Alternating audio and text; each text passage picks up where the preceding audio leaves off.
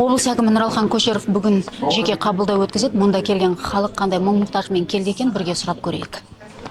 Апай, саламатсыз, қандай сұрақ қоясыз, қандай мәселемен келдіңіз? Жиналысқа келдік қой, енді білмеймін. Сонда сіздерге алдын ала ескерту жасалды ма? Бүгін осындай жиналыс болады деген сияқты. Жасалды, иә. Әкімге қояр сұрағы жоқ тұрғындар жеке қабылдауда бой көрсеткеніне қарағанда ұйымдастырушылар аудандарға дұрыс ақпарат бермесе керек. Бәлкім жиналыс болады деп ойладым екен. Қандай сұрақпен келдіңіз? Қандай мәселемен? Саламатсыз ба? Жеке тұрғын үй мәселесімен келдім. Ол жерде нақты қандай проблема болды? Нақты проблема болғанда мен 3 баламен жесірмін. Мен меморандуммен квартирада тұрдым. Сол квартирадан шығарып, бізді уже кілтті алып қойды. Әкімнің қабылдауына жазылып келгендер де бар болып шықты. Біз енді жиналыс болатын залға қарай барайық. Қазір мына облыс әкімі келіп орнынан жайғасып жатыр. Біртіндеп халықта енді келе бастайды.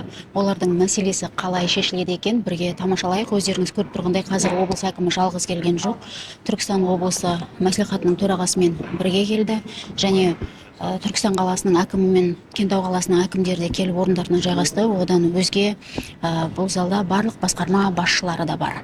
Қабылдау әлде жалғасып жатыр. Есік сыртында өз кезегін күтіп тұрғандар көп. Әкім бір мәселені шешіп жатқан кезде басқарма басшылары қарап отырмай, басқа келген тұрғындарды қабылдап, олардың мәселесін өз бетінше шешіп беруге тырысып бағуда.